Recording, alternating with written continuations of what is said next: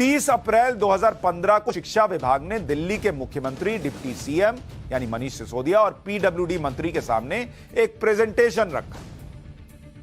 तब दिल्ली के मुख्यमंत्री केजरीवाल जी ने इस बात पर चिंता जताई कि एक क्लासरूम में 50 से ज्यादा बच्चे पढ़ रहे हैं और उन्होंने अतिरिक्त क्लासरूम बनाने के निर्देश दिए। यह तय किया गया कि जिन 207 स्कूलों में स्टूडेंट क्लासरूम रेशियो 50 से ज्यादा है, वहां पर 2526 एक्स्ट्रा क्लासरूम बनाए जाएंगे। इन 207 स्कूलों में से 14 स्कूलों में पायलट प्रोजेक्ट के तहत 121 क्लासरूम बनाए जाने थे। बाकी स्कूल में कहा गया कि पीडब्ल्यूडी को काम सौंप दिया। इन 14 स्कूलों के अलावा जो 193 स्कूल बचे थे, उनमें पीडब्ल्यूडी को 2405 अतिरिक्त क्लासरूम बनाने के लिए कहा गया कि बनाइए 2405। इस पर पीडब्ल्यूडी ने कहा कि हमको भी सर्वे कर लेने दीजिए, हम भी देखें कि कितनी जरूरत है। तो पीडब्ल्यूडी ने एक सर्वे किया।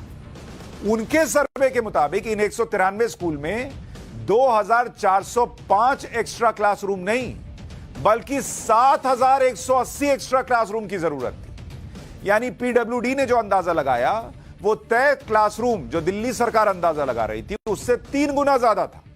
अब सीबीसी के मुताबिक इसमें गड़बड़ियां क्या हुई, वो क्या कह रही है सीबीसी की रिपोर्ट, वो आपको बताता हूं। 25 जुलाई 2019 को सीबीसी को शिकायत मिली कि अतिरिक्त क्लासरूम बनाने के प्रोजेक्ट में गड़बड़ियां हुई। यह शिकायत थी। अतिरिक्त क्लासरूम बनाने के लिए तय बजट से ज्यादा खर्च किया जा रहा है, यह किसी ने शिकायत की।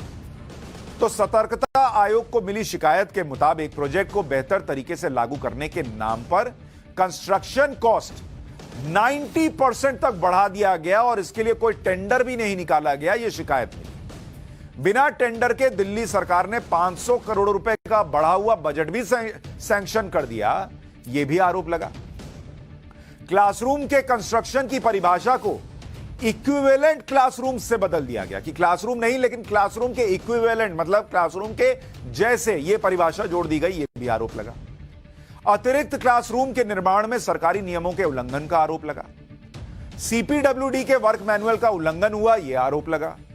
जो क्लासरूम बनाए गए उसमें घटिया सामग्री का इस्तेमाल किया गया और काम भी अधूरा रहा। शिकायतों पर सीबीसी ने जांच की। 17 फरवरी 2020 को सीबीसी की जांच रिपोर्ट तैयार हुई, जिसमें यह कहा गया कि तय प्रोजेक्ट के लिए टेंडर निकाले गए थे, लेकिन बाद में बेहतर कामकाज और एरिया बढ़ने के नाम पर जो कॉन्ट्रैक्ट दिए गए, वो तय बजट से 17% से 90% ज्यादा थे। प्रोजेक्ट की कॉस्ट 326 करोड़ रुपए तक बढ़ गई, जो टेंडर अमाउंट से 53% ज्यादा थी। अच्छा, सीबीसी की रिपोर्ट कहती है कि कॉस्ट तो बढ़ गई, लेकिन उसके मुकाबले जो क्लासरूम बनने थे, उसकी संख्या 6133 से घट गई और 4027 हो गई। मतलब पैसा बढ़ गया और क्लासरूम घट गए जो बनने थे। यह सीबीसी की रिपोर्ट कहती है। 194 स्कूलों में 37 करोड़ अतिरिक्त खर्च करके 1214 टॉयलेट बनाए गए, जबकि जरूरत कितने टॉयलेट की थी? सीबीसी की रिपोर्ट कहती है 160 टॉयलेट। सीबीसी की रिपोर्ट करिए 160 टॉयलेट की जरूरत थी और 1214 टॉयलेट बना दिए गए।